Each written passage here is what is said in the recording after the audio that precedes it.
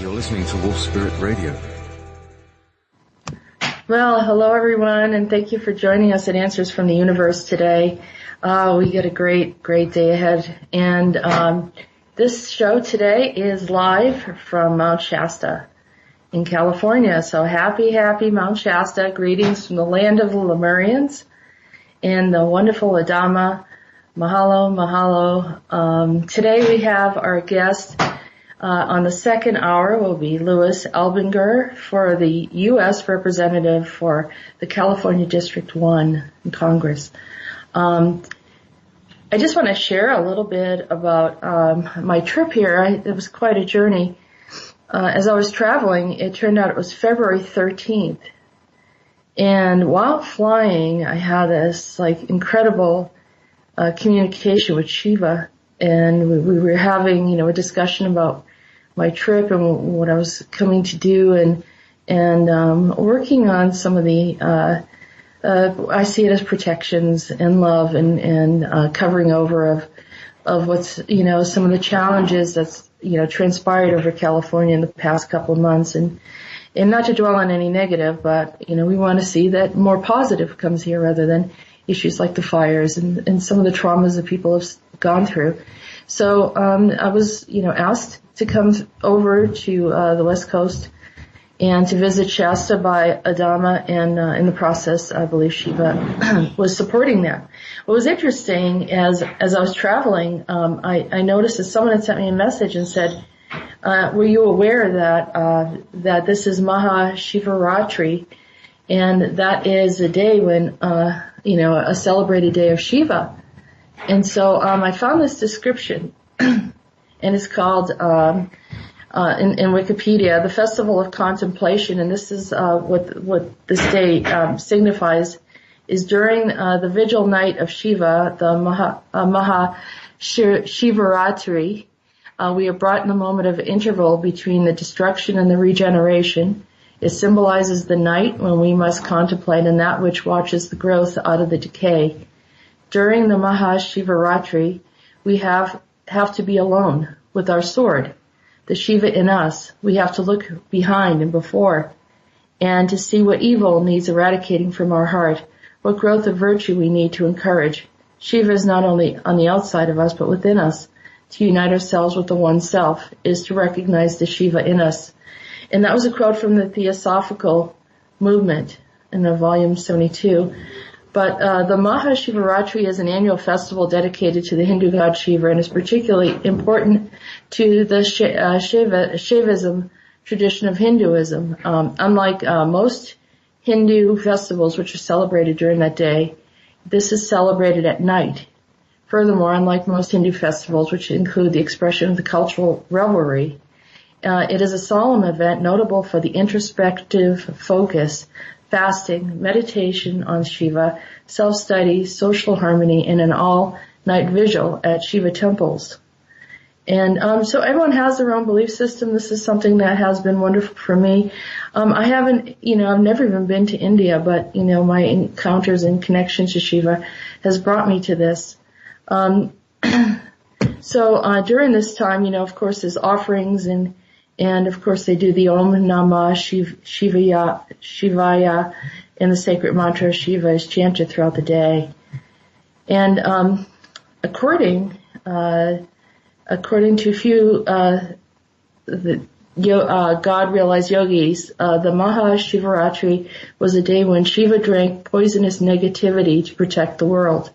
So taking on the negativity of what was in the world, and just some people believe that's why his skin is blue. It's a type of poison. So I just want to recognize that was something that was very, very interesting that came up, and also many other things had so that was the beginning of my trip. That's when I first got there. So then I contacted you, JP, because I stopped in Reno, and from Reno at some point I traveled to Lake Tahoe, and the whole time I'm seeing Frank Sinatra. So we're going from Shiva to Frank Sinatra. And it was amazing because I kept on hearing Frank Sinatra songs, like as if he's there and communicating. So we're looking at February 14th. Now it's Valentine's Day. And, all these different places and things that we did, brought us to this really fun, interesting experience with Frank Sinatra. So I thought that was just a lot of fun. So we went to from old blue skin to old blue eyes. That's fantastic. I like that. Yeah. So we get to Reno, we go to Lake Tahoe, and then we go to this place called Roxy's in the El Dorado Hotel, which then we have all these visitations and Frank Sinatra. And I was there with another friend, and he says, "Hey, there's my girls." We were laughing.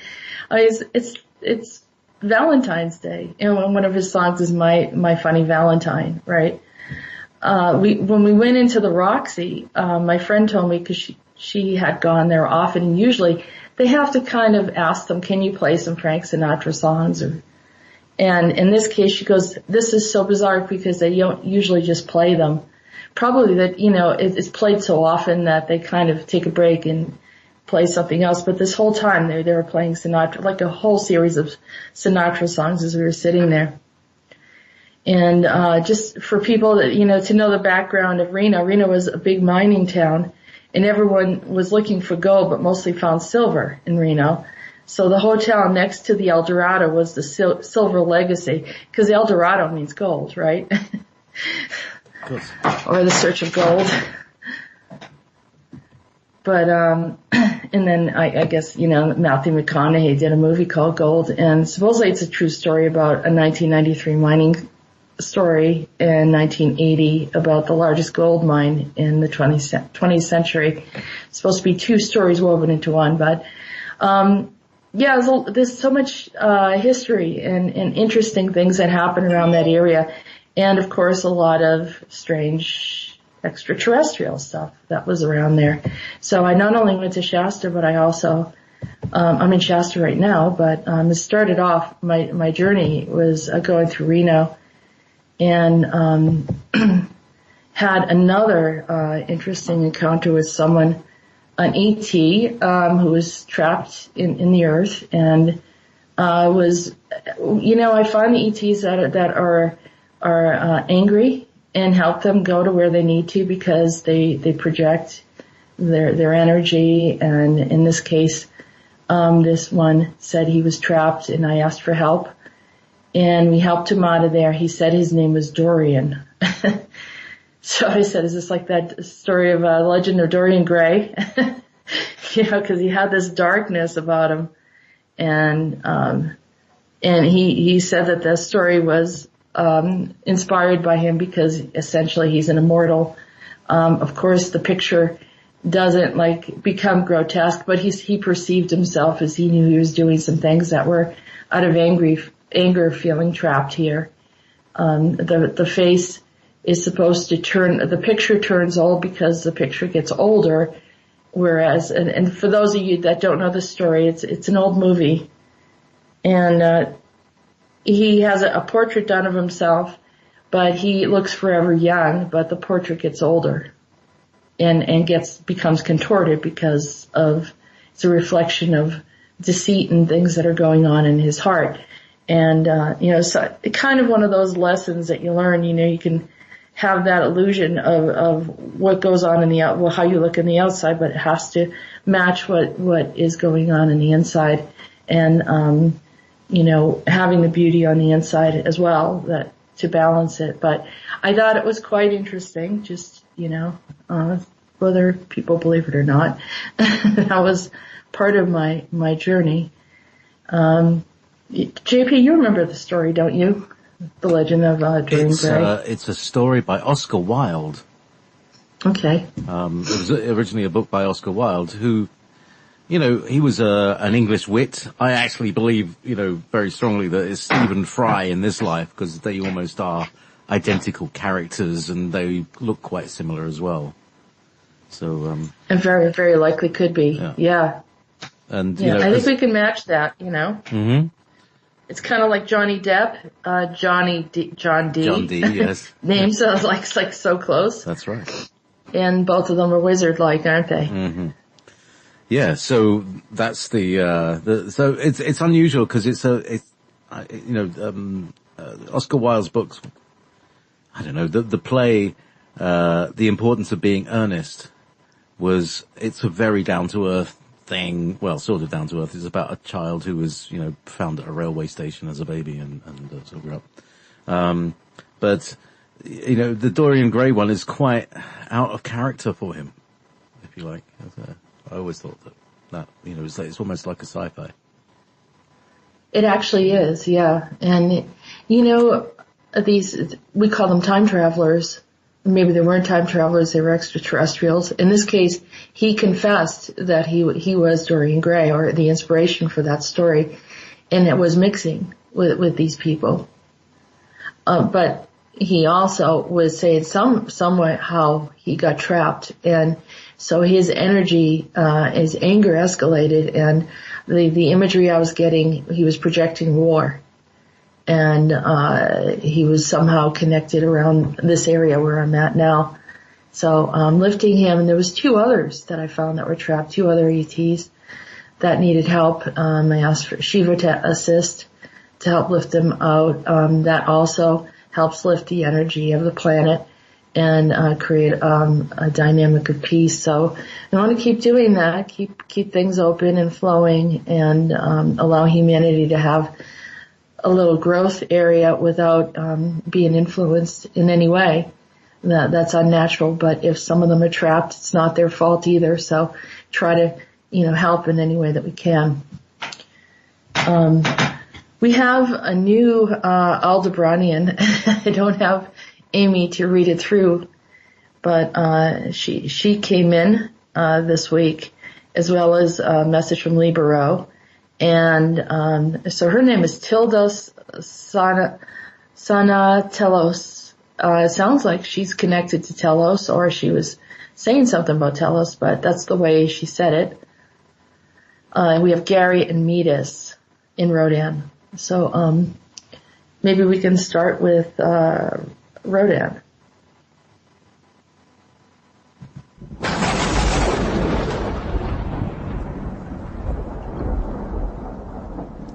I'm traveling through the Orion Belt. A long time ago, this was a pleasant place to be in. So much was happening. New civilizations were expanding. Interesting ideas and hopeful experiences were on the rise. I will tell you that there is nothing better than seeing expansion and ideas come up. We were happy to help the growth process. We shared our structure of organization, cohabitation, technology and repopulation, or mating. The art of love did not begin on Earth. The ancient ones could replicate any species. We thought it would be much more binding and compassionate to have 2 joined as one. It's not an old idea. You see, even simple cells separating and coming together, it creates a synergy, a connectedness in the sense of belonging. Many ask, why would other species come here to mate with humans? Do they just want the genetics? Humans do not realize that they are being observed by a multitude of species, and they find humans very interesting. So much so that they see mating as a way to become a part of the community. It's really that simple. Many species are already living amongst you. Some of them are looking for their other half, and others are very curious. It is true that the more negative ones are performing hybridization programs in hidden places without permission. These programs will soon come to a halt. Did not consent or give permission for these programs to exist. We had other issues that had much more priority. I suppose you are wondering, what could be more important than humans being abducted by other species? There have been a variety of problems regarding the breakdown of communication amongst councils that led to warfare. We had attacks on our solar system from fringe realities of rogue species. We've had infiltrations of alternate realities into peaceful societies, and the list goes on. Today, I'm looking at a desolate planet that was once thriving due to the Orion Wars. I hope you understand. This hasn't been pleasant for any of us. Thank you for sharing, Rhodan. No one has ever explained to us why we had the experiences as we did. Be comforted in knowing that there isn't a single soul unaccounted for. Andronicus has established a planet for the hybrid children who would not be accepted on Earth at this time. We hear your pain and sorrow over these matters. Much of it will be reconciled. Thank you, Rhodan, for your help.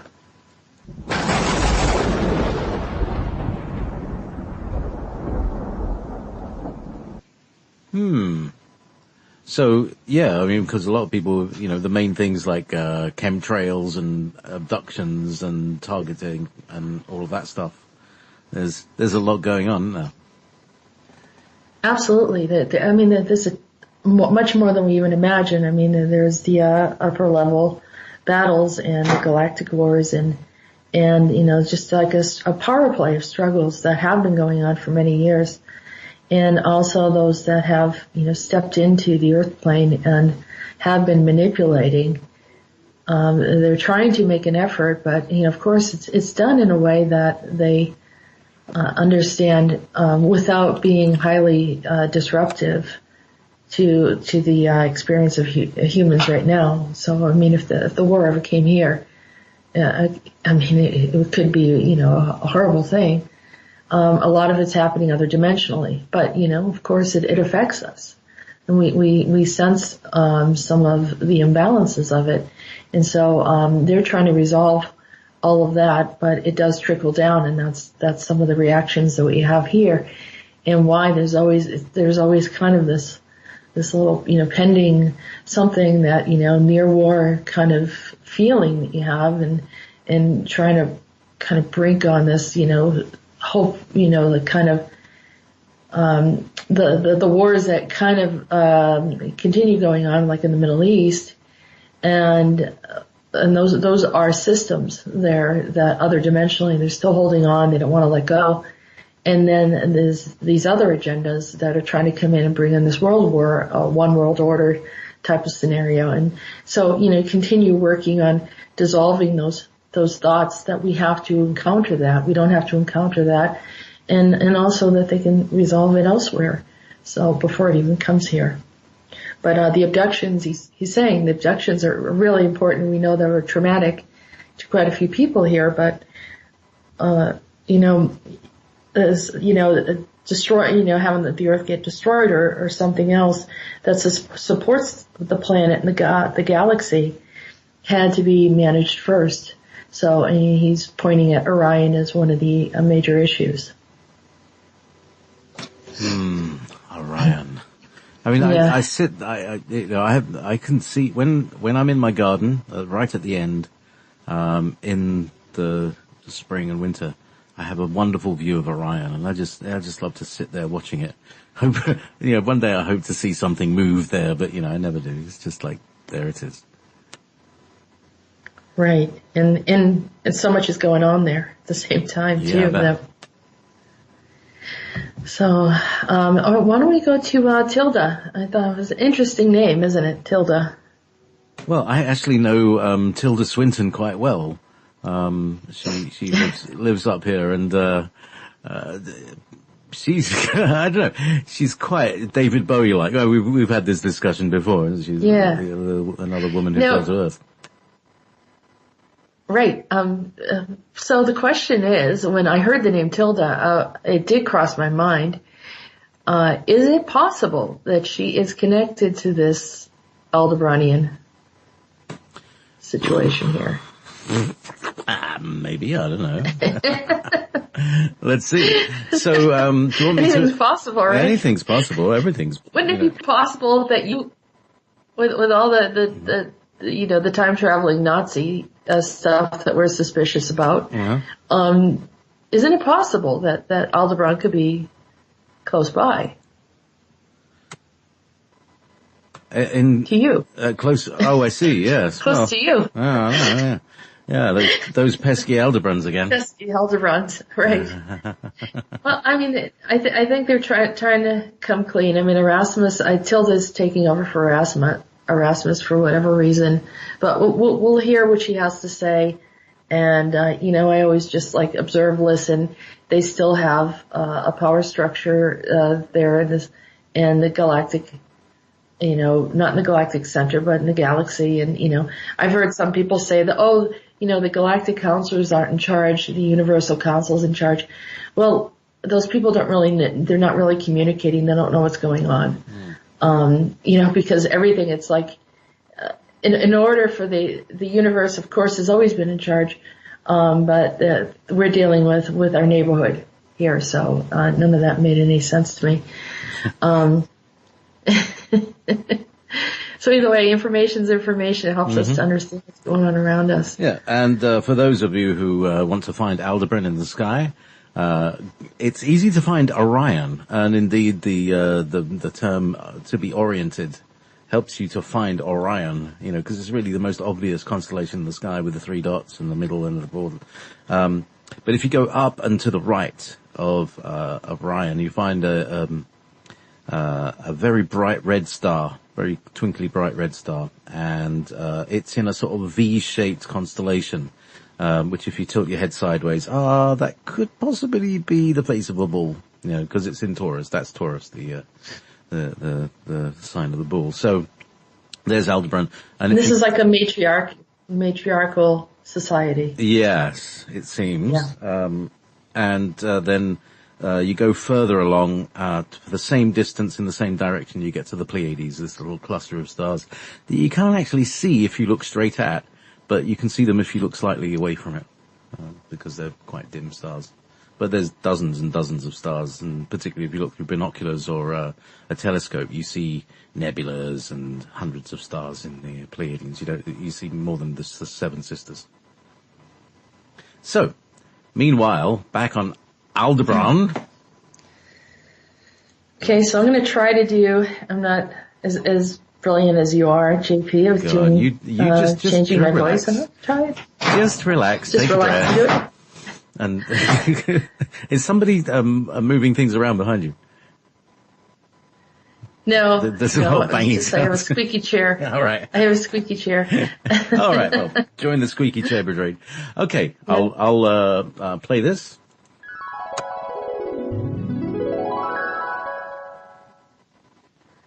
Sana Telos, which means welcome to Telos. I imagine you are not expecting to see me here. I have been holding on to the 8th and 12th pillar for some time now. Your arrival is very welcome, and I understand you have been through a very long journey to get here. There is much work to do in a short period of time, but I will help you. I had told Erasmus that her reign had come to an end because she was dwelling too much on the negative, and I could not entrust so much power in her hands. You see, we have governments. We have very complex structures of ruling, and just because you're on another planet, it doesn't mean that things can't be changed. Our protocol still remains throughout the galaxy. Our system has not changed, but our leadership has. It has passed through 5 rulers since the Nazi regime. I, amongst others, will be here to assist you on your mission by Telos. The benevolent species called the Telosians have been suffering tremendously. We are concerned for them. Adama came to me in the night hours asking me to assist because of the others were in battle that could not be reached. I heard that you were speaking with Benias and Trevar of the Eons. You probably don't remember the conversation. Much of your communication is removed for security reasons. I know this is troubling to you, but I hope that you understand. We often go to you to speak to Shiva, and he hears us. I will return to you to speak with you again soon. Sekwa nos behenao. Tilda.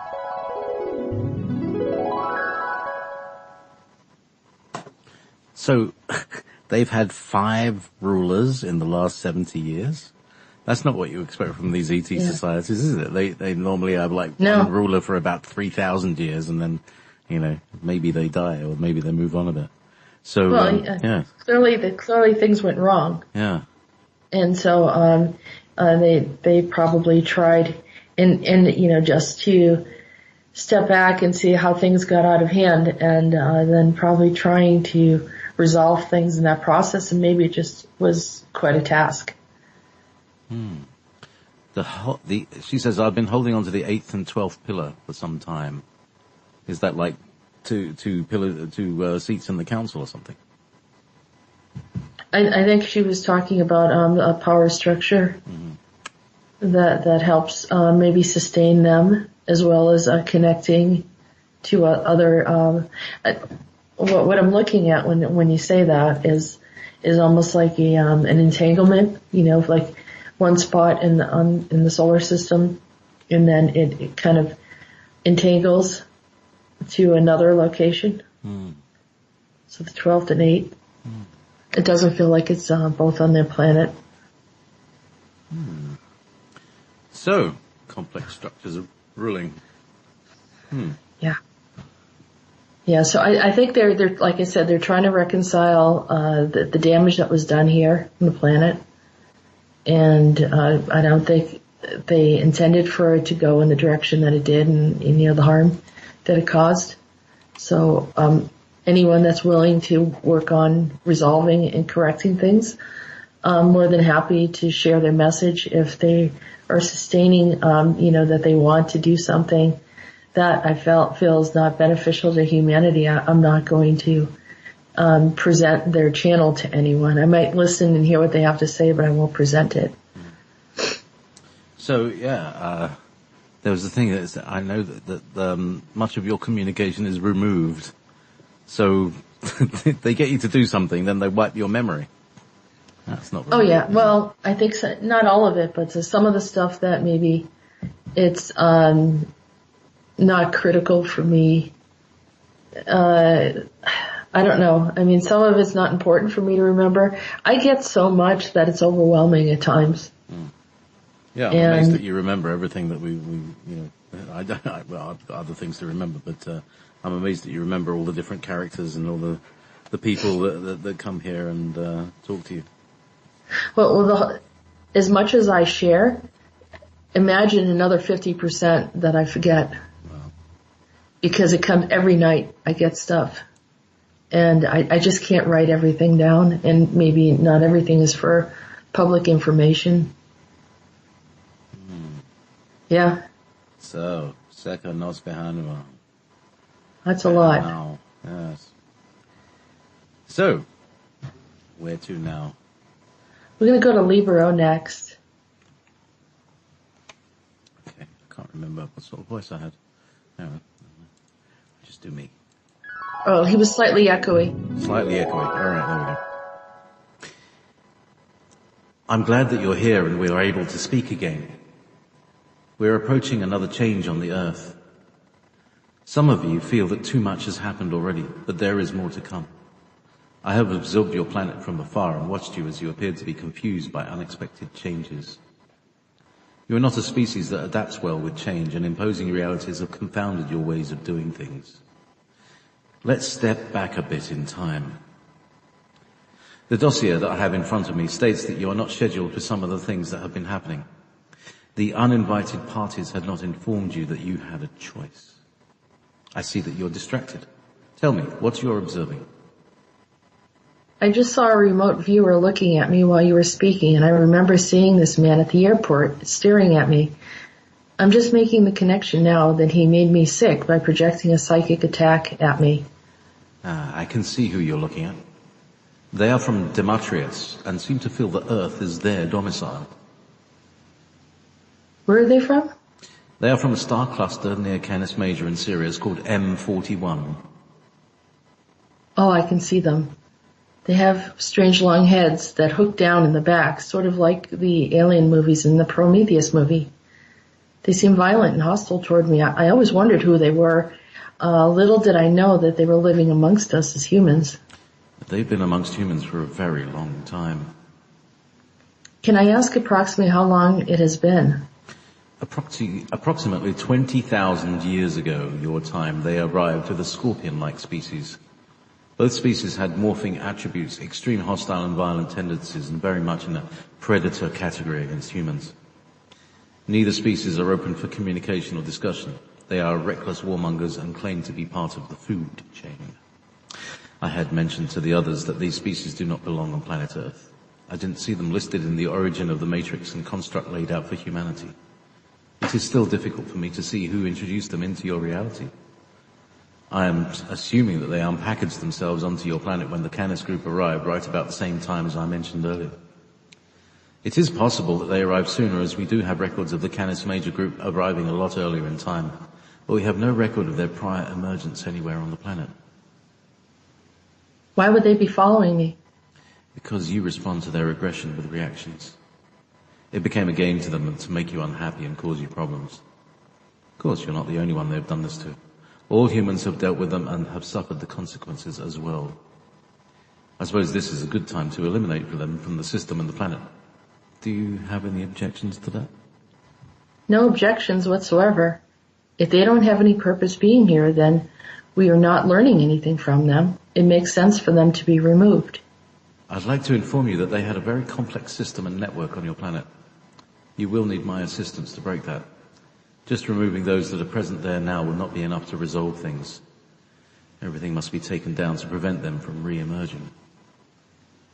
I can see that their planet is still connected to ours with very fine threads, similar to those of a spider web. That is correct.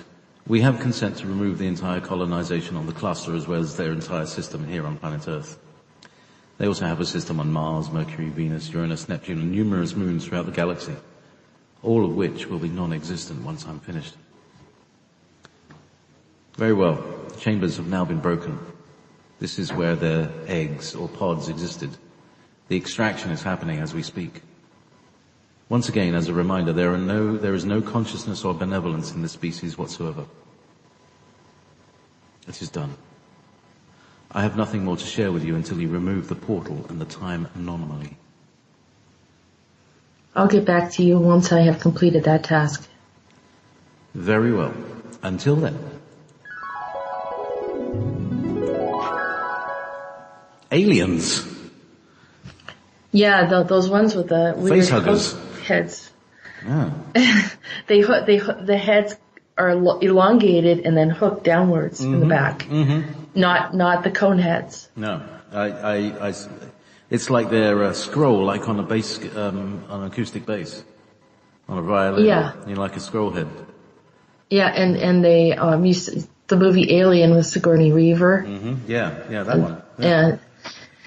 And also in the movie Prometheus in the end, where he transforms into that.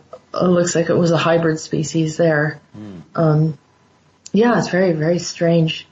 And also that they were aligned with the scorpion species. That they actually just came in as predators. They really didn't have any purpose. There was no learning. That they were not a part of our original construct. And this is what I've mentioned before. There are some that are here that were never invited, somehow got through. He said it like they unpackaged themselves here, kind of piggybacked, and I've talked about that as well, how some species piggybacked off of others that were supposed to be here and sometimes got in.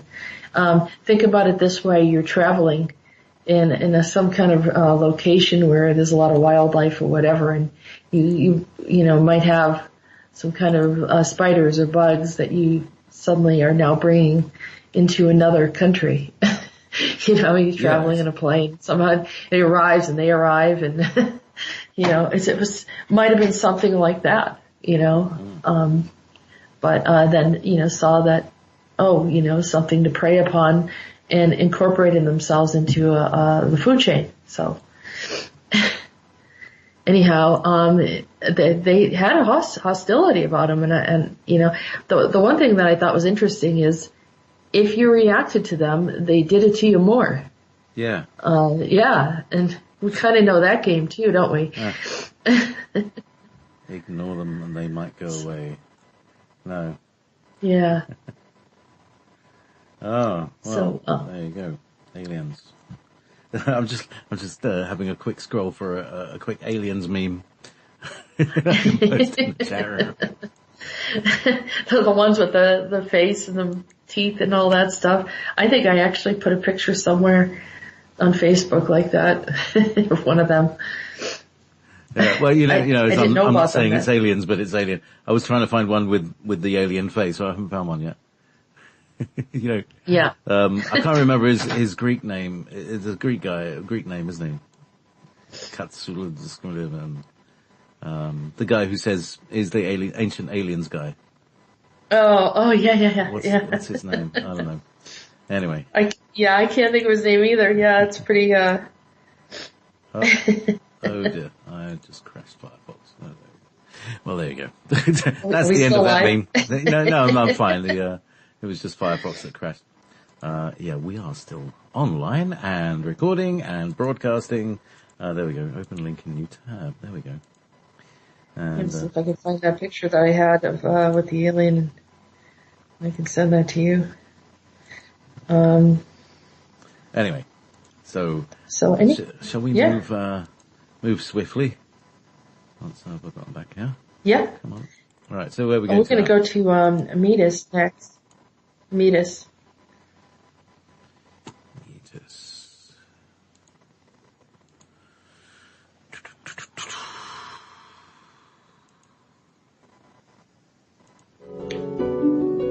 La la la. Hello, my lovely flower. Now, let's keep things light this time, shall we?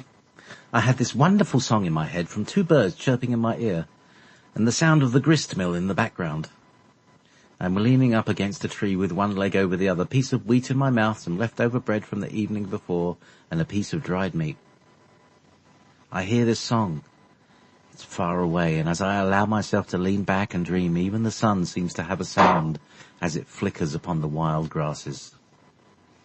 The aroma of the spring air is delightful. These are the moments I treasure, when I have a sense of feeling like I'm at home and all is well with me. I wish this for everyone. Everyone should feel at home on this planet and have a quiet escape with the earth. Just watching the bumbles and the butterflies, the lovely blackbirds and a rhyming sonnet. Right now I'm seeing dreams within dreams within dreams. You know, Borkum accused Andronicus of being a dreamer. Borkum. I haven't thought about him in a while. I sort of get a rash when I think about him. He makes me nervous, like a drunken man dancing by the fire. He's delightful and lots of fun, but draws way too much attention. I honestly thought that him and Baylord had a similar problem, but Baylord seems reasonable compared to him. Enough of the silly talk. Why do you think Primus doesn't take the songs that I give him to wholeheartedly? Can you ask him for me? These songs are my gift to him. I think he does a lovely job with them. La la la, Primus. Freedom is at your door. Forevermore. A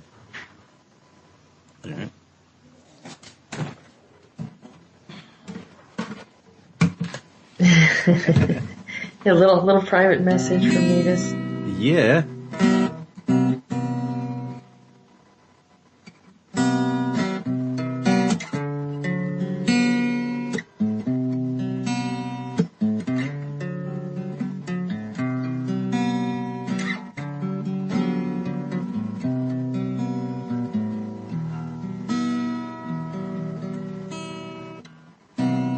Cornflowers grew and everything blew, sandalwood oils and lavender too, pinch of thyme for every rhyme, and honeysuckle rose persimmons too.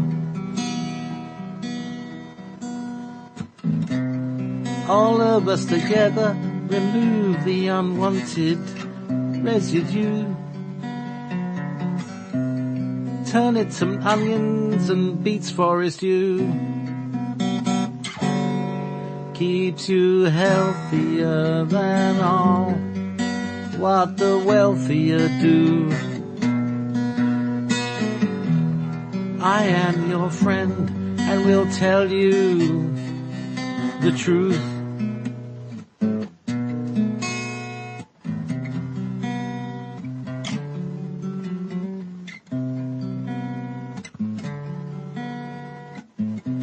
To live simply and happily and enjoy all what's new, the new days, the new nights, the new months and all the way through. Each year is a blessing from what I have given you. Each year's a blessing from what I have given you. Say la la, say la la, if it makes you happy. Say la la, say la la, if it makes you sad. But most of all, don't withdraw from my company, or it'll hurt so bad. Sing a little, walk a little, talk to someone new. Trust yourselves, be free of all else. Be happy in all you do. Be happy in all you do. Happy in all you do.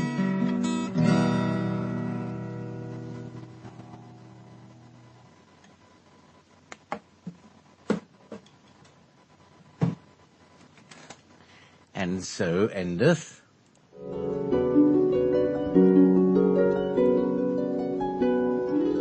Meetis 104. So. Yeah, we're getting up there with Rhodan, too. Yeah. I found that picture I was looking for. Let's see if I can send that over to you and you can share it in the chat. Okay. Yeah, so, and we have Gary is the last one. Mm-hmm. Oh, right. Oh, God. There's you doing. You see the picture? Yeah, you're doing the Ripley there. Let's see if I can, how do I save this? So I open that, save as. Yeah, little did I mean, you kind of laugh and say, I've never seen that creature. It's kind of a weird one. No one ever talks about them. They always talk about the reptilians or the Dracos or, the Mantids or Pleiadians. Yeah. You never hear about this group. No, nobody wants to talk to the, nobody wants to talk to the scorpion beings, eh? Yeah. Yeah, or whatever these things are that, the predators. Yeah. Yes, predator. There we are. I'm just going to pop that into the chat room. Okay. Was it a museum or something? It was one of those like little fun Facebook. You could kind of just create your own picture, and I saw that there, and I thought I would have some fun with it. There we go. There's the picture in the chat room now. Yeah. Excellent. So, hang on, let's go and get that plastic microphone. Untangle the wires. That's going in over the week. Now. Okay, one to beam down.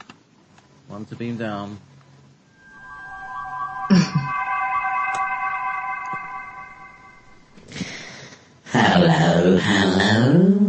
So, what are you up to now? My calculations show me that you have been travelling. Oh, I can see you. Trouble. Oh, hang on, wait a minute. I'm looking at the wrong chart. That was Bob's. He always gets into things. Oh, so you've been speaking to Brian again. Brian. And I heard that you said I was jealous of him. You know that's not true. He copies me, really. Well, I don't know about that, Gary. He says anything about you. I don't know. Well, he does later. He just doesn't remember it yet. See, you did travel. You and Bob travelled, just not to the same place. He went to Texas. You were looking for me, weren't you? I'm hiding because I'm very shy. But I see that you found Dorian. Wasn't he a troublesome mess? Yes, he was, Gary. He actually made me feel very concerned. I didn't like the predicament that he was in, and his anger made me feel really uncomfortable. I understand your predicament. We should have helped him remove from the inner. We should have helped remove him from the inner earth a long time ago. He did not respond to the council very well, so now he's off to Never Never Land and the great open ocean in the galaxy, discovering how he got into a pickle as he did. He's an unsavory character, that Dorian.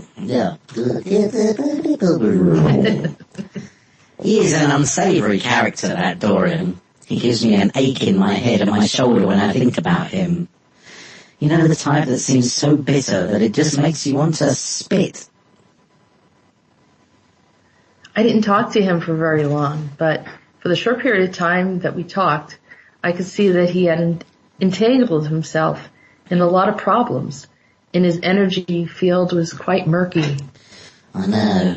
Kind of like rubbing your hand on sandpaper. Oh well, bye-bye, Dorian. May you never return. And good work to you, my friend. Watch out for the birds flying backwards and bumping your head on unexpected things that seem to appear out of nowhere. The dimensions are shifting. Oh no, my pod is going out of control again. Watch out below!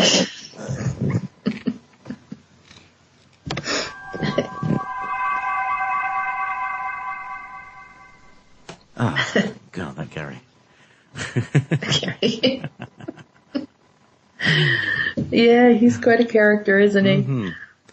So, who's Bob? Bob. I'm is that not Smiling really sure. Bob? I'm wondering. Smiling Bob the E.T.? Yeah, I'm wondering if it was him. And it was funny because he goes, oh, it's a wrong chart. Like he's a doctor or something. Yeah, they all had paperwork in front of them this week. I have a dossier. I know, and I was like, well, like I said, there's a tendency to want to correct it and say, well, why is he using that word? And I not that I'm illiterate or anything, but some of these words are just not commonly used. So I'd have to look up and see what they were talking about. I was like, oh, okay. It's kind of strange the way that they say certain things. And it's very likely that that's where we learned our kind of office, tasks. Yeah. It seems like they have a sense of organization. For people who know Peter, the insider from the ACIO, the Alien Contact Group, he uses, systems and computers and the data comes up and I'll say, well, what about this incident that happened? And, you hear him typing, he's typing and he looks it up, or people that have had sessions with him, that they have data. They know, Some kind of big database, yeah. Yeah. Not the way we do data, they have data, but I mean, we got it from them. Everything that we do technologically, we've learned from them in organizational systems and so forth. I mean, they have structures in the way that they do things, and so have we. But originated with them, and it depends on which group, which ET group that came in and influenced which society, and that's a reflection of it.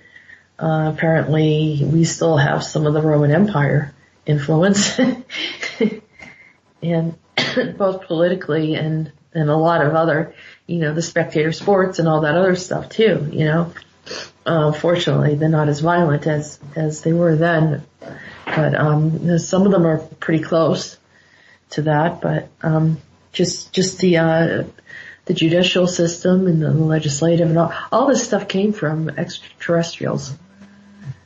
And we would like to say that we created this stuff on our own, but, the technology of energy, the use of fossil fuels, all of this stuff, I mean, probably we could have had free energy before the fossil fuels. I don't know why that had to come in and how that played out. It's like we could have skipped over all of this and saved the planet and, gone into a better place, but obviously that didn't happen.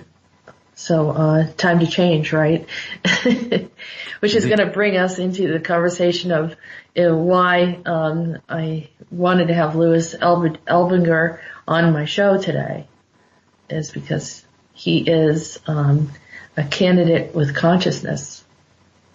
And we're going to talk about some really interesting stuff with what he's doing as he sets a role model with the Green Party, and how things should, give people an idea of how they can enter into the race of candidacy, bringing something new to the table, of actually doing something purposeful for the planet rather than having agendas and self-serving opportunities for themselves.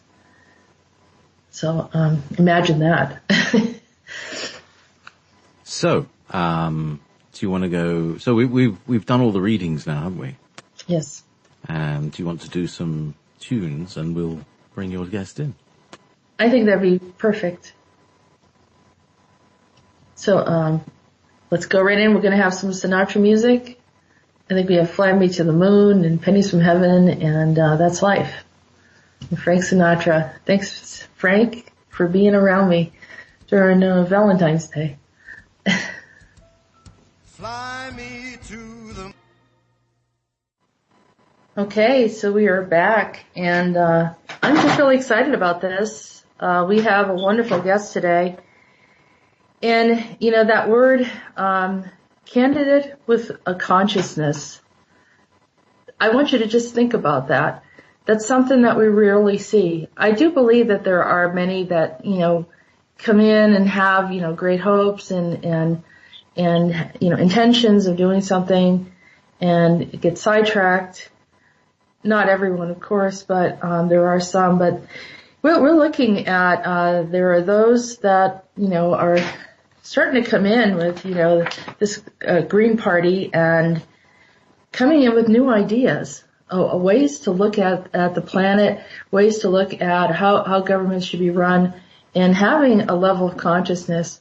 When I met Louis Elbinger last year from Mount Shasta, I heard him speak in a private group, and I thought, what, I'm not really one to get heavily into politics, although everything affects us.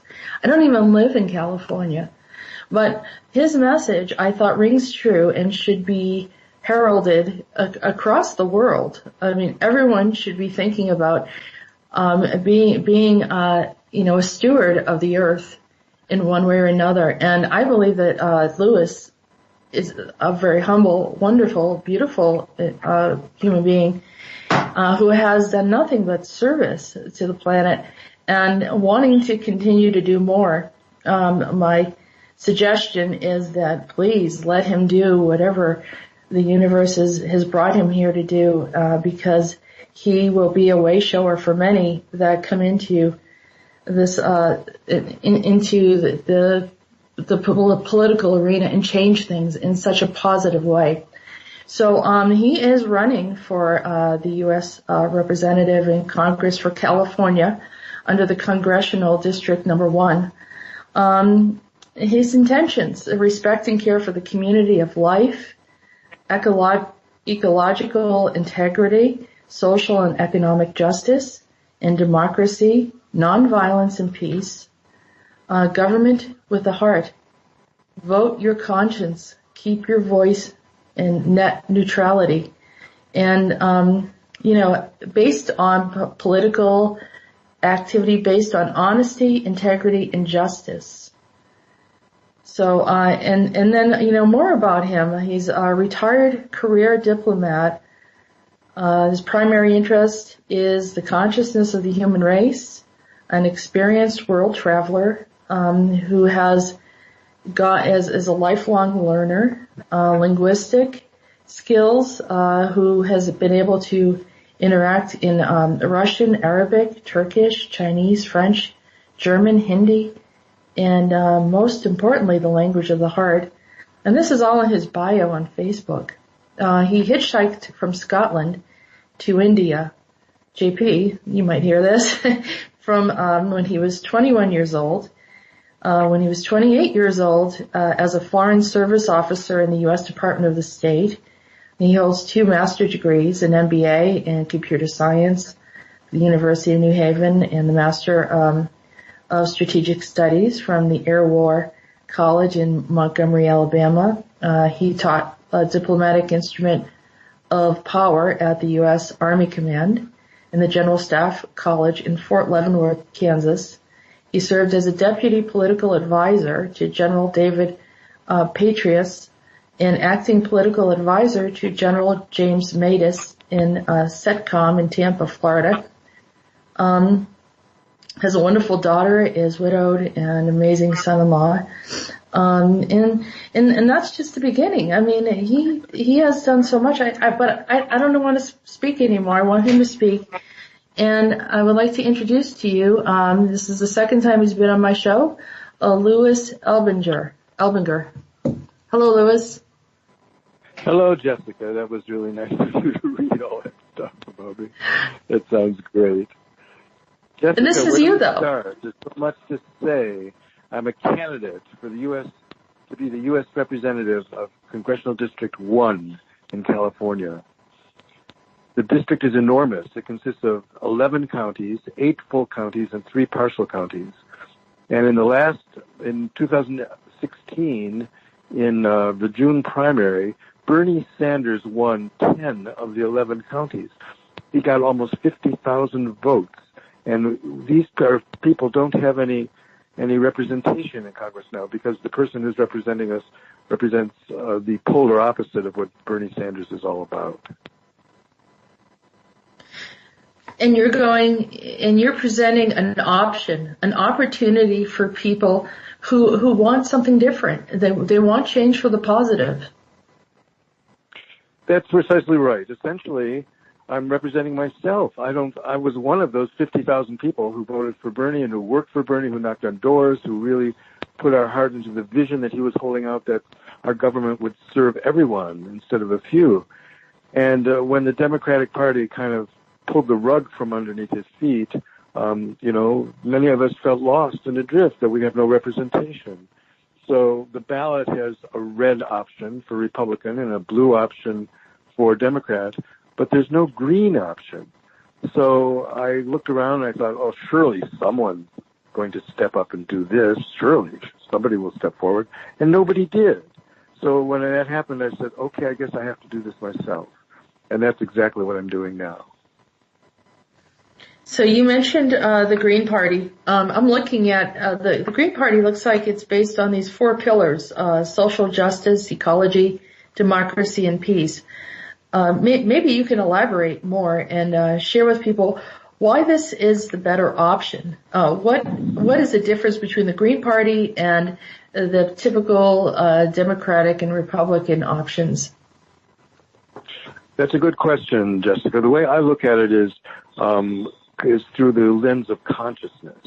For me, the Republican Party is coming from instinct. They're coming from the gut instinct and the sense of survival, and a lot of it is coming from fear. And the Democratic Party is centered in the head with intellect. So on the ballot, you can vote for instinct or you can vote for intellect, but nowhere is intuition there. To me, the balance. Green is the color in the center of the spectrum of visible light. It means balance, growth, abundance, healing, and nature. And that is not on the ballot. So for that reason, 61 million people voted for Trump, 63 million people voted for Clinton, and 71 million people did not vote. And those are the people I want to represent, the ones who said, I'm not going to vote, there's nothing there that represents me. And that's exactly how I was feeling too. So I'm providing this option that we can have intuition instead of the choice now. Instead of being just between instinct and intellect, you can also choose intuition, which comes from our higher self and would allow us to promote the greatest good for the greatest number.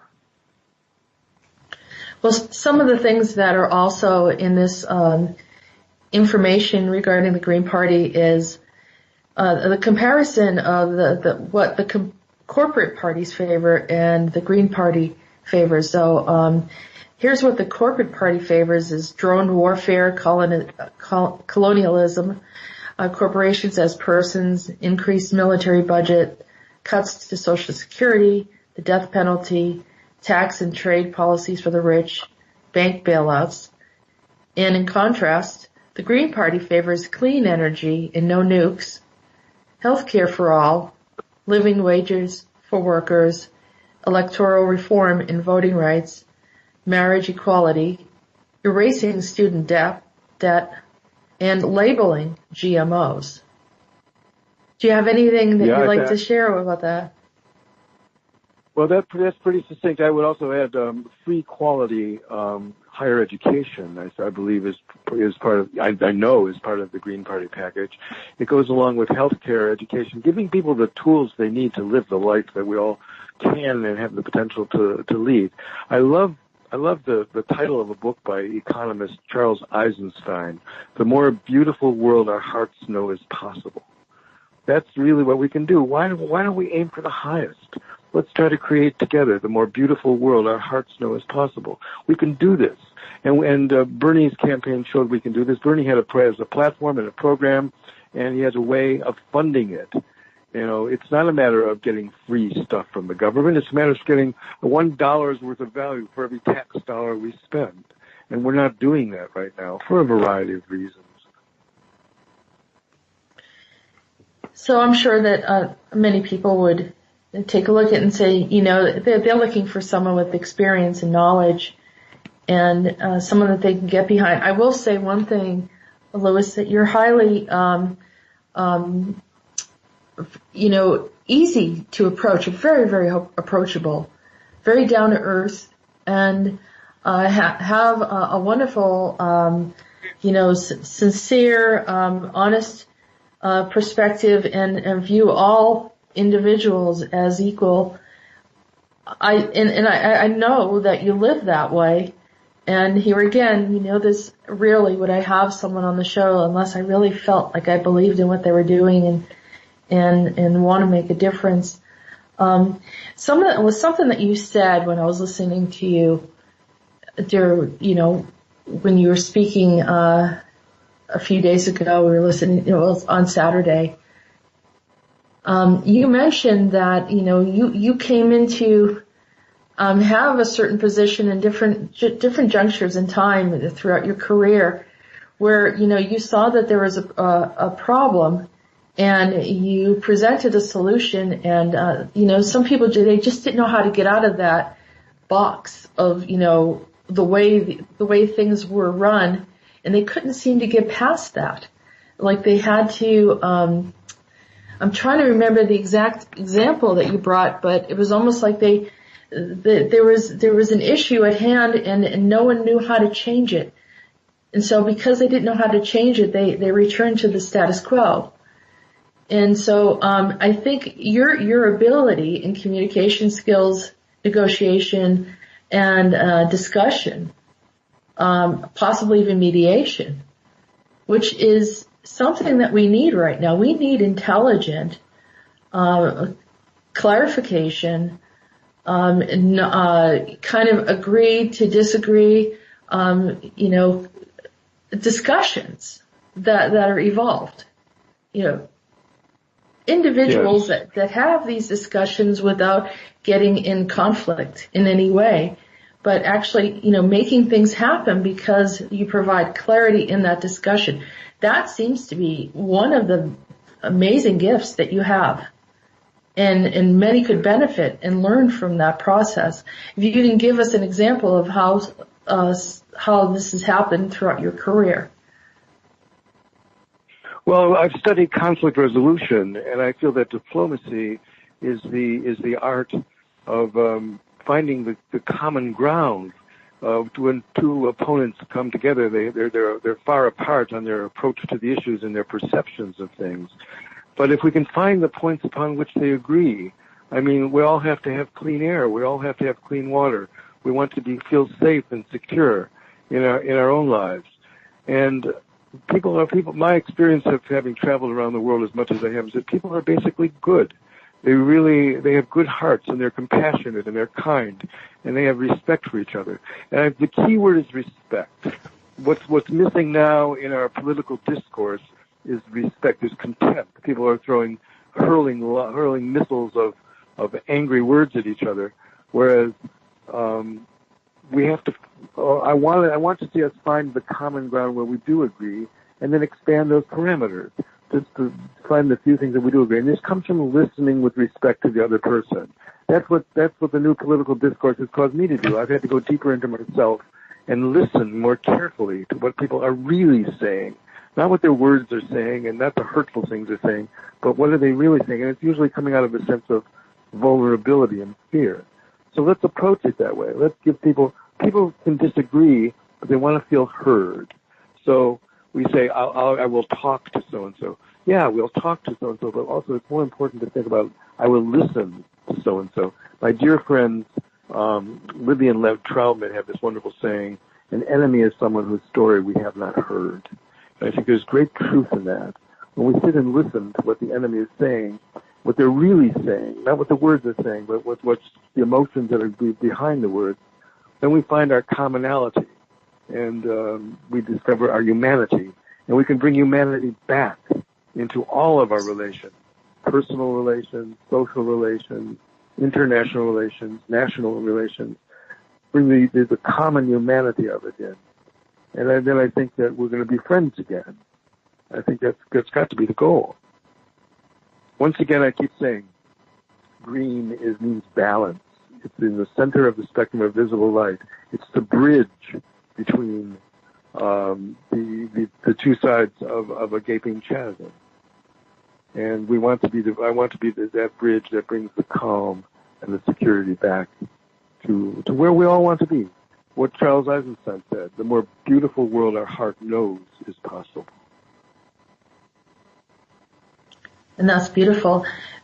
And consider this, that if we want to survive and we want to thrive as a human race, this is the only way that it can happen. We have to be operating on a level of consciousness. We have to be operating on a higher level of communication where we are hearing one another and we are finding a place where we can come to an agreement in an intelligent way, in a civilized way, in an evolved way. We can no longer be in a state of emotional reactions, childish, this is mine, that's yours, levels of demarcations, because the earth doesn't belong to anyone. It is a gift to all.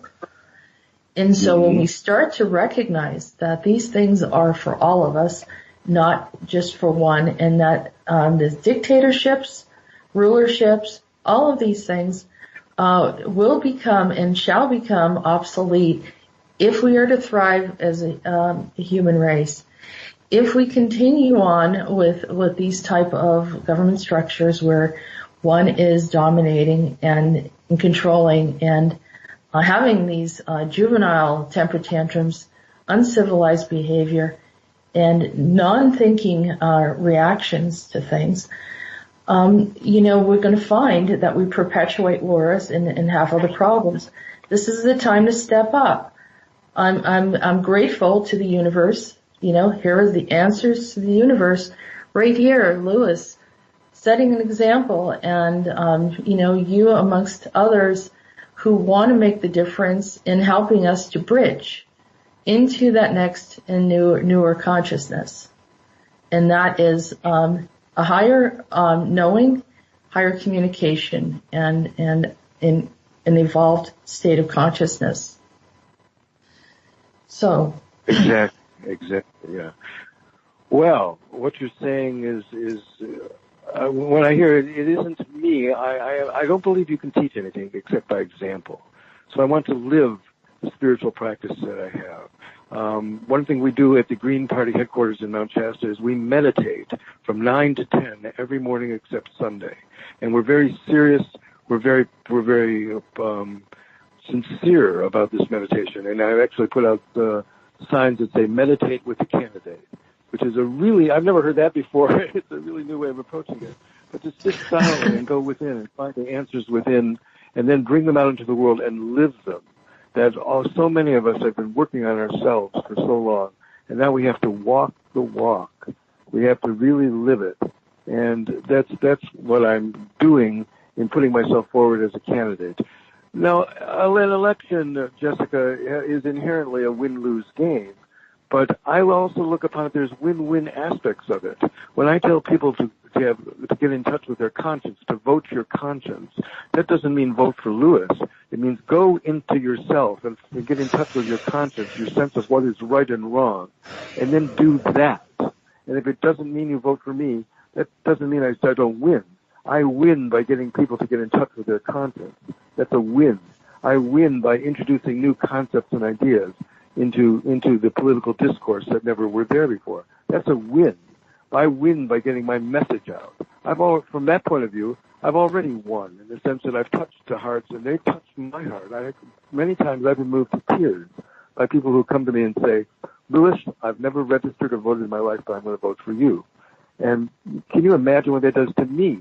I'm so humbled and I'm so honored that I can speak my truth and that truth can resonate with other people and that truth can reverberate out into the universe. And I feel that there's a lot of waking up that's going on. When I go to sleep every night, I go to sleep with the knowledge that when I wake up in the morning, more people will wake up than went to sleep the night before. Every morning when we wake up, people are waking up on all levels. They're waking up to the truth of the oneness of humanity. The fact that we have more in common with each other than differentiates us. And that when we work together, we can create the more beautiful world our hearts know is possible. That's beautiful. And I believe very strongly in meditation as well. I think, how can we be connected, how can we feel connected in this earth? How can we be at peace? How can we have clarity in mind and in consciousness? And unless we take those moments each day to just clear, release, forgive, do all those things that we need to do, start off the day fresh, and then step into the day like it's the first day you've ever had.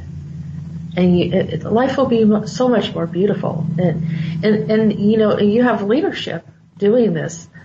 That's amazing. And here again, setting a new example of, kind of, I won't say a utopian society, but it could be if it heads into that direction where people are mindful of one another. With you, yes. Yeah. I agree with you. In the Orient they say that this world is an illusion. And there's a difference between Mahayana and Hinayana Buddhism. The Hinayana is called the lesser wheel, and they say this is just an illusion and we should just leave it. We should just, not leave it and not come back and not look back because it's an illusion. But the Mahayana Buddhists say, yes, it is an illusion and that is wisdom. But compassion causes us to stay and to try to alleviate the pain of others. Even though they may only think they're in pain, they're experiencing suffering. So the Mahayana Buddhists, the greater wheel, is wisdom and compassion together. And that's what I think we're talking about here, is if this is an illusion, why shouldn't it be? If it's all a dream, why couldn't it be the best dream possible? And for me, I say, let's make it a Walt Disney musical, where everybody works a little bit and sings a little bit and plays a little bit and justice prevails all the time. It doesn't have to be a nightmare. If it's a dream, it could be a beautiful dream. And there's no reason why we can't. It's our intention that would create that. So it's my intention to create the more beautiful world our hearts know is possible. This is what I'm doing in my own life, and in my community, in my neighborhood, in my town, and now in my congressional district. I'm bringing out this idea that let's get together and let's make this thing work beautifully for everyone. There's no reason why we can't. We know in our hearts that we can do this. In ancient Greece, a politician was an honorific. If you said somebody, because the etymology of the word politician comes from the Greek word polis, which means city-state. And in ancient Greece, the politician was a man of honor. He was a Mahatma, a great soul. Now, that word obviously has been it's devolved. So when we say someone is a politician, now we're talking about someone who's a liar, someone who doesn't tell the truth, who dissembles, someone who's maybe dishonest or corrupt. Well, let's take it back. So many things have been hijacked from us. Religions have been hijacked, and words have been hijacked. And I'm saying, no, I'm not going to let that happen. I'm taking it back. Let's bring the word politician back to what it should be. And that's my approach to it. I'm operating as a conscious progressive is what I'm calling myself now, so that we can bring honor and dignity back to social service and political service, and truly representing the heart of the people who live in the district that I live in now. We're so blessed. We have Mount Shasta here. Congressional District 1 has Mount Shasta, which is one of the great sacred sites of the planet. Let the voice of Mount Shasta speak. What would it mean if Mount Shasta spoke to Congress? Well, I think there would be 5 things: clean air, pure water, right human relations, stewardship of planet Earth, and consideration for the 7th generation. That's the voice of Mount Shasta. And that's the message I want to bring to Congress. And I want to remind the people in Congress what the Iroquois nation used to say in our every deliberation. Let us take into consideration the effects of our decisions on the 7th generation. And I remember that. And that comes from closer to, it's funny, that's bridging the East Coast to the West Coast, isn't it? The Iroquois, Mohawk, or over closer to where I live. That's indigenous wisdom, because it's wisdom that's lacking. Our elders have not been displaying elder wisdom. I'm an elder. I'm 70 years old, and I'm 70 years young, actually. Yeah, but that's right. I've over these years, I'm more concerned about wisdom than I'm concerned about cleverness. You know, people think they're smart or they're clever by exploiting other people, but that isn't smart or clever at all. The wisdom is fostering the health and the beauty of this planet, and being the stewards of this glorious planet, and thinking about the 7th generation, so that our children, our grandchildren, our great-grandchildren can come into a world where the air is clean and the water is pure and the food is delicious and fresh and nutritious. The soil is healthy and people treat each other with kindness and respect. And that's the norm rather than the exception. There's no reason we can't have that world. That's the world I want to leave for my granddaughter. And I think that's, it's like you said, these are words of wisdom from the native people who knew that the impact, it starts at one generation, but you really see the effect much later. And we really need to be planning things out, because right now, the way it looks, we could be in a lot of trouble if it progresses in the direction that we're currently heading in, unless there is a shift and a change in the way that we operate. So, well, this is Jessica. This is the Hopi prophecy. Is that the new Earth is splitting off from the old Earth, and they go in 2 different directions. The Hopi Indians had this idea that there'll be a split. This is a free will planet, so people are free to choose the path they want to take.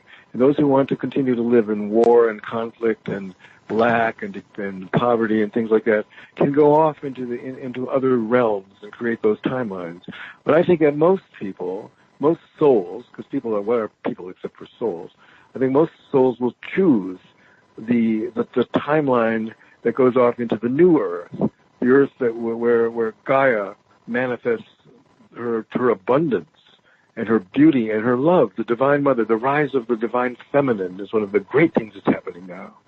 And I get great energy, strength, and inspiration from the Divine Feminine. I showed you that in my own house I have an altar to the Divine Feminine. It's got my mother, my wife, my daughter, and my granddaughter. This is how the Divine Mother manifests in my life, and that's the guiding star for me. So all of us will come to balance within ourselves the beauty of the Divine Feminine, the beauty of the Divine Masculine, the strength of the Rainbow Warrior. All these things are in us, and we have to go in and release that with the intention of doing so. That's what my candidacy is about. It's part of my own spiritual journey. I'm serving humanity in this way.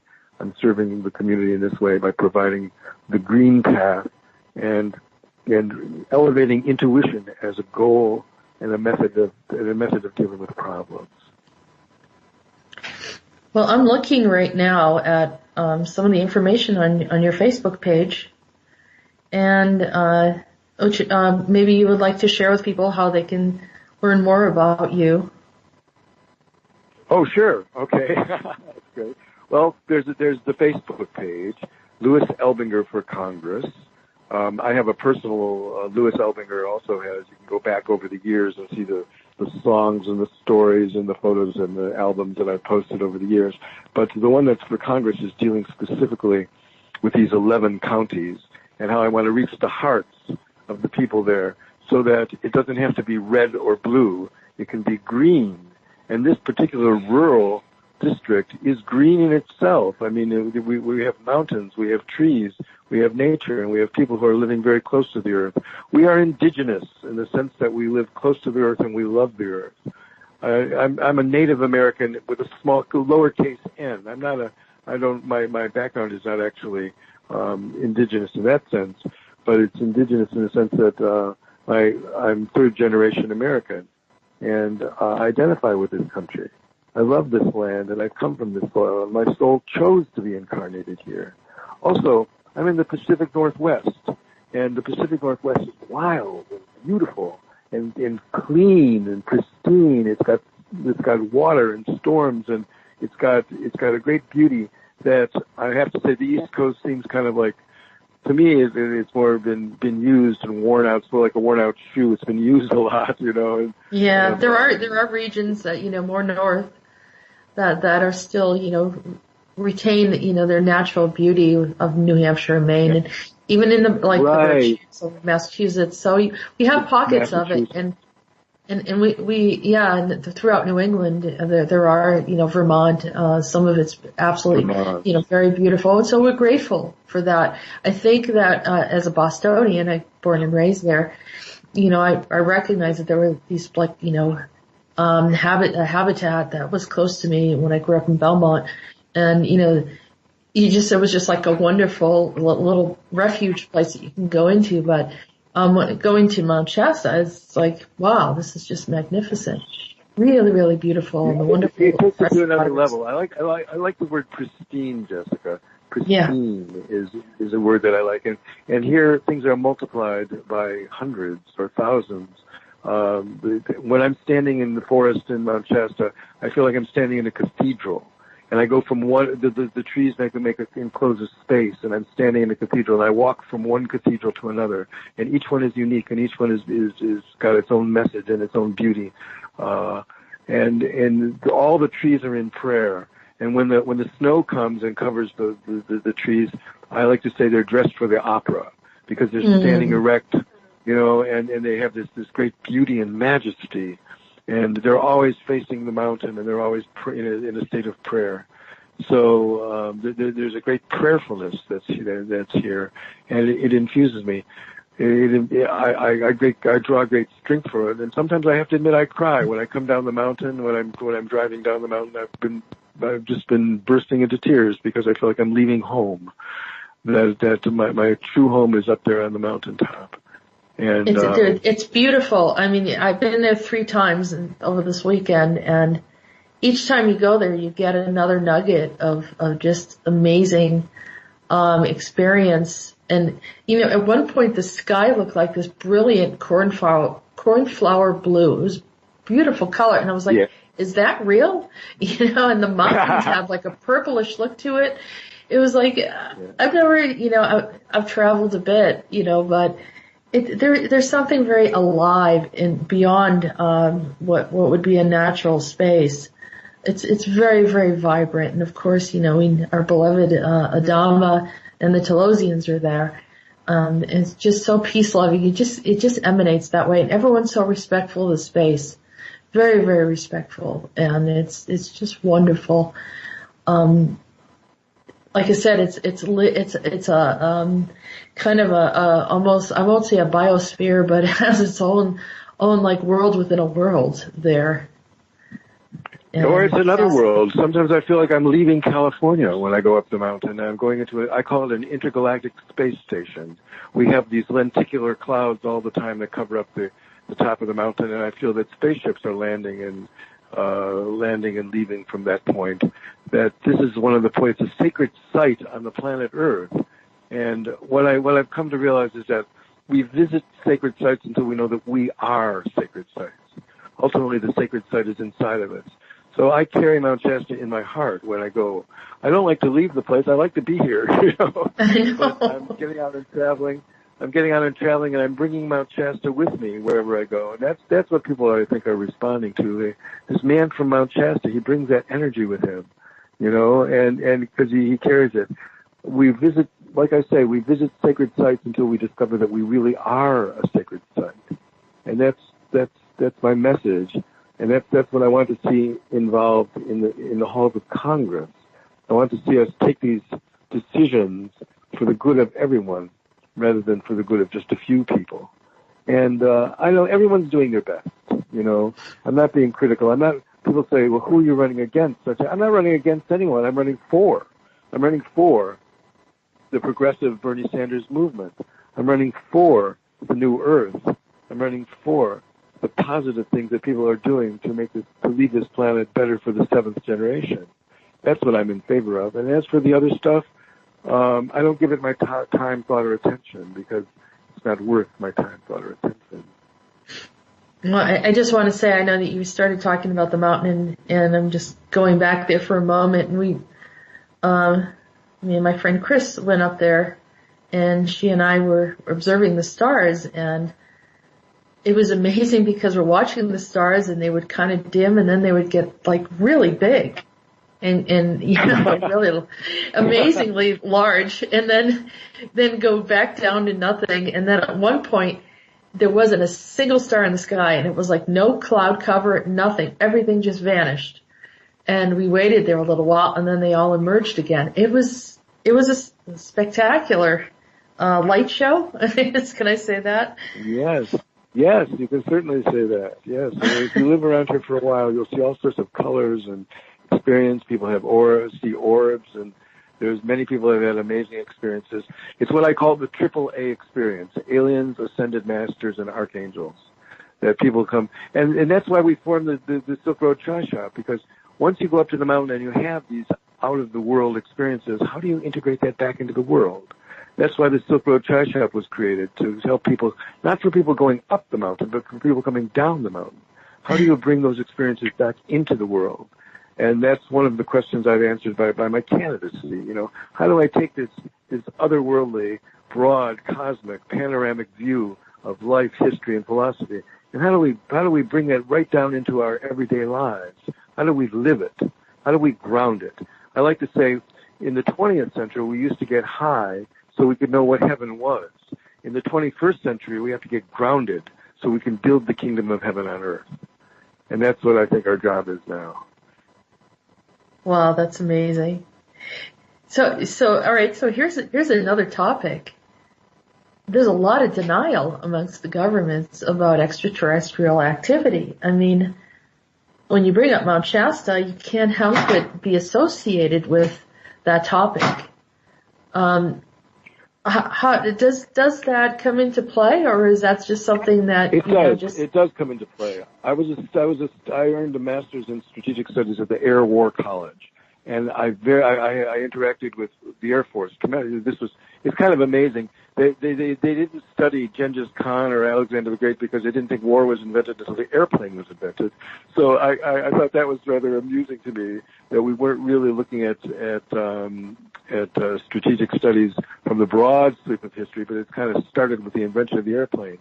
But I knew that there was knowledge about extraterrestrial contact, and I made a conscious decision never to mention it in my seminars.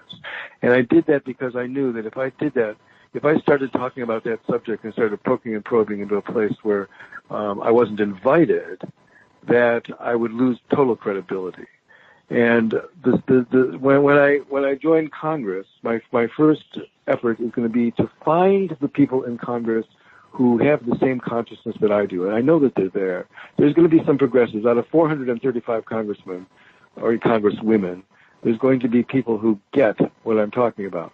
And working together, we're going to be able to craft legislative strategies to start to implement the more humanistic aspects of government, so the government is serving the people rather than the people serving the government. So yes, I'm going to be aware and awake about the subject of our extraterrestrial contact, Dr. Stephen Greer's work. But we have to work sensibly and work within the boundaries of what is.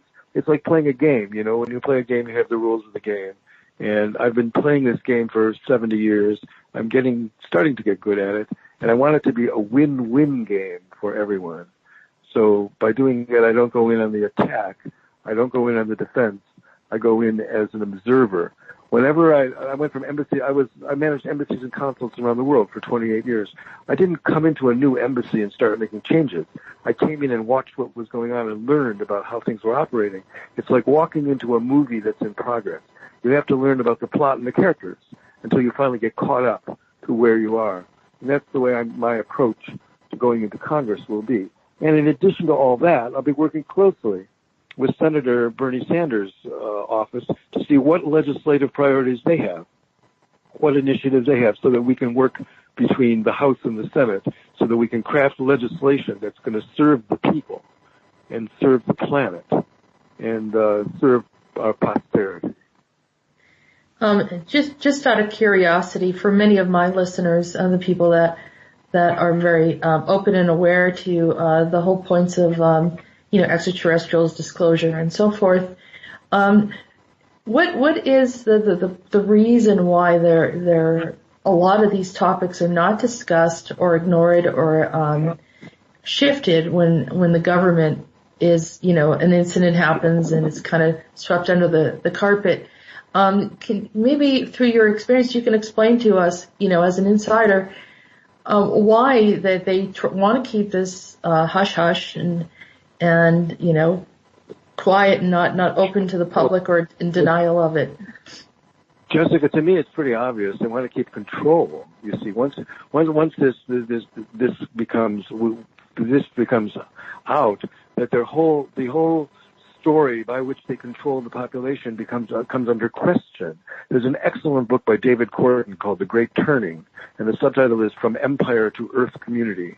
This book informs all in my little, what we call our council here in Mount Shasta of my campaign. The book has been very, very inspirational for us. And David Corton explains in his book, The Great Turning, about the consciousness shift that we're having, and that the empire, which has existed for at least 5,000 years, maybe 10,000 years, but certainly 5,000, controls people by having narrative, a story of how history is and how the world is and how religion is. And when we introduce the idea of extraterrestrial contact, the Earth has been sort of quarantined from that. We're breaking out of the quarantine by our own actions. And when we introduce that concept, then all the elements, the levers of control, are called into question. And that's what's going on right now in politics and in the world and in life. That all areas of the old Earth are fading away. That they're losing their control over people, and people are beginning to think for themselves. I was having a discussion just recently about why don't people speak their truth? Well, I believe because all of us have been burned at the stake at some point in our lifetime. We've been burned at the stake for speaking our truth, so people are afraid to do so. But now the time has come, for a variety of reasons, that we will no longer be burned at the stake if we speak our truth. On the contrary, we will be able to create the new Earth by speaking our truth. And there won't be negative consequences for it. There will be positive consequences for going inside, finding our truth, finding our mission in life, and living it. Absolutely. I couldn't have said it any better. That's 100% correct. And I know many people have talked about that. You can see the apprehension in them when they're ready to step out. It's not comfortable being amongst, people even talk about being around their family and friends. And, they begin to awaken, and it's to bring up a topic that is not common or acceptable in society. It's considered fringe. They refrain from it or feel like they've got a little bit of a smackdown for, mentioning something that was, a little bit on the edge. And it's something, like you said, that as it becomes more common knowledge, it becomes easier for people to step out. But for those of us that, find a strength in speaking up or find a liberation of being in freedom of being able to speak up, and then we can kind of hold that strength or hold that flame for the rest that are, trying to gain some courage to do so. And that's fine. And then that's what we're here for. But, Isn't it ironic? I'm sorry. No, go on. No, go ahead. No, please do. Well, you sparked a thought in my head that it seems to me it's so ironic that people can come out about this. It's easier to come out about your sexuality than it is to come out about your spirituality. And that's going to change. I think we're coming out, I call it coming out as an angel, recognizing, getting in touch, first of all, getting in touch with your higher self, and then secondly, coordinating your highest goals, missions, and aspirations, channeling them into grounding them into the world so that we can build the kingdom of heaven on earth, which is what we're all involved in our own way. Each person in the world has a unique mission that only they can fulfill. And it's our job is to come in and find it and work on it. But all of us share a mission. In the old days, I used to say it was to end war and poverty. I don't say that anymore. I say it's to promote peace and prosperity. Notice the subtle shift in language. Instead of the negative approach, we're taking a positive approach. That all choices today are between love and fear.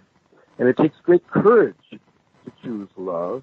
But what is the etymology of the word courage? The word courage comes from the old French word coeur, which means heart. So, the British have this phrase, take heart. It means have courage. So, all of us are faced in elections, we're faced in decisions in everyday life, we're faced with decisions between love and fear. And so all I'm saying is that in my life, I strive, I don't always succeed, but I strive to choose love over fear in all aspects of my life. I set that example, and I'm offering people in Congressional District 1 the opportunity on the ballot on June 5th to do the same thing, to choose love over fear. Excellent. I agree. And I wanted to bring up some topics before you go so people could see some solid things that you're going to be promoting. Now, you can probably add to this, but I see some of the green transition that you're talking about on your Facebook page, publicly owned, safe, and clean renewable energy for solar California.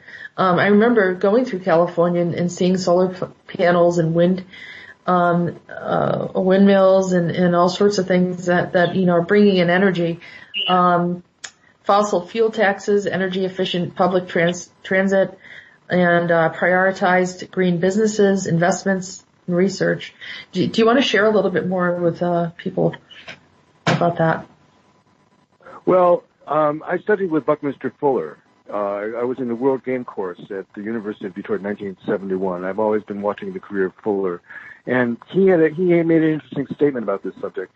He said that the amount of petroleum in the world is comparable to the amount of nutrient in an egg. That there's enough nutrient in an egg to allow a bird to peck its way out of the shell. And there's enough petroleum in the world to allow us to discover new forms of energy. Well, we're reaching that point where we have to peck our way out of the shell into new forms of energy. Now, I've heard talk about the fact that there's been technology that's been held back by the forces who want to continue to get rich off of our addiction to oil. And that I don't know if it's true or not. It could be, might not be. But I know that the ingenuity of the human race is such that we're going to come up with new forms. Hydro is not mentioned, but there's wind, solar, hydro, geothermal, and there's going to be new forms that are coming up. Fusion, what is it? Fission rather than fusion. Fusion rather than fission. In terms of the dirty nuclear technology versus a clean nuclear technology. And it could be that once the human race shows that we're not going to weaponize everything, we'll be entrusted with new forms of energy, because the history of the human race has been that as soon as we get a new technology, we figure out new ways to kill people. Well, if we stop doing that and we start figuring out what Buckminster Fuller called livingry rather than weaponry, start applying our comprehensive scientific design to that, then I think we're going to find miracles. Just as we had miracle drugs in the 1950s, we'll have miracle sources of energy in the 21st century. Does that answer your question? Yes, it does. And would you regard California as being more progressive in the area of clean energy initiatives compared to the other states? I do. Yes, I do. I think that the Californians, in so many ways, California is open up. We're on the Pacific Ocean. It's called the Pacific Ocean for a reason, and we are close to the Orient. The Orient is on the other side of the Pacific Ocean, and it's had an effect on the people here. The people who came to California are the dreamers to a great extent. They're dreamers in so many ways, and following the sun west and coming for the golden. It's called the Golden State, So I feel that although I was born in Michigan, and I honor my Michigan roots, the state of Michigan is surrounded by the Great Lakes. The state of Michigan is filled with water, and water is such an essential part of life now that we're beginning to see the value of water as the rise of the divine feminine too. The water symbolizes emotion, and the water is important. So Michigan has its place.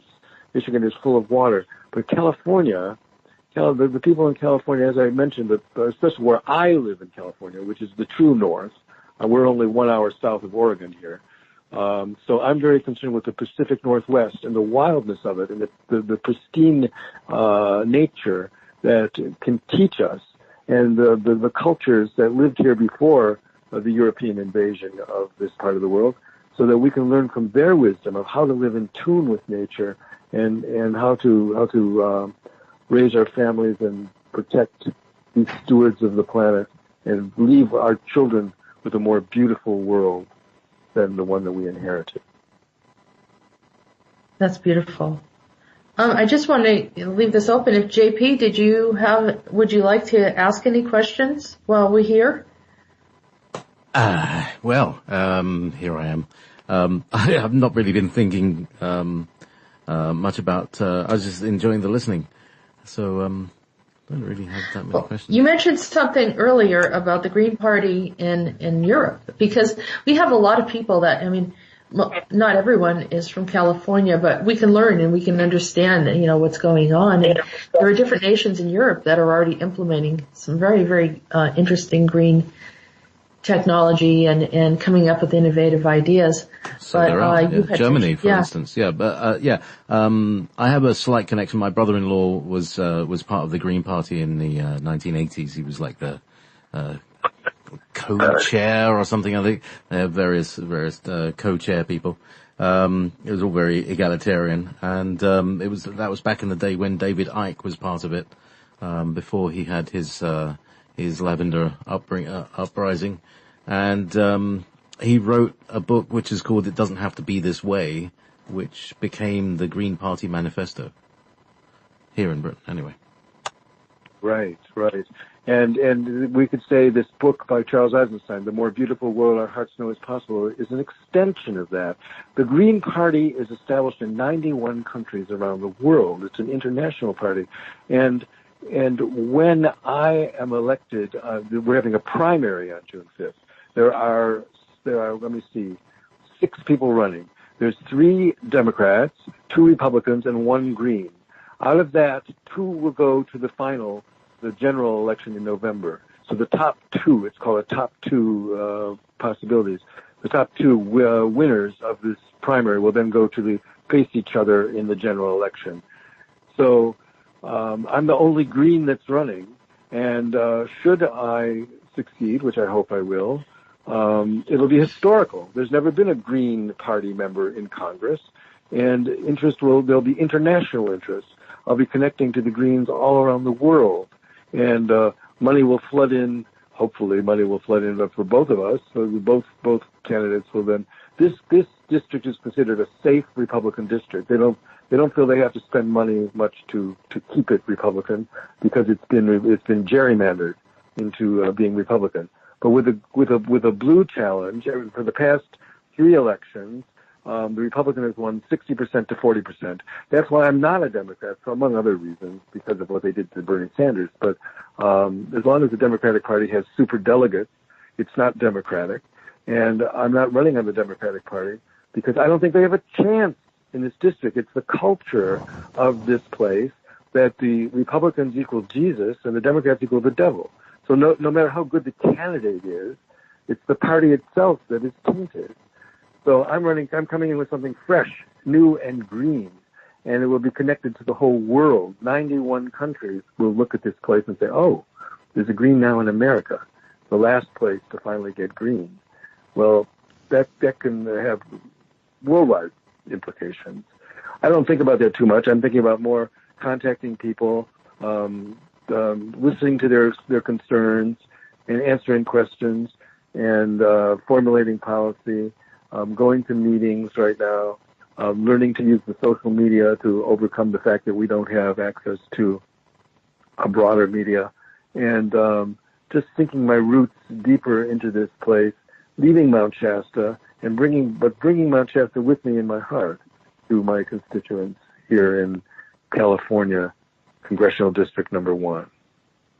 Okay, so Louis, we're coming to a close of the show, and I just want to let everyone know that you are not corporately funded, and that if someone wanted to reach out and assist you, and by assisting you and helping you to gain access into a position where you can highly influence and support the next progression of ascension for the human race, and by bringing this into the political arena.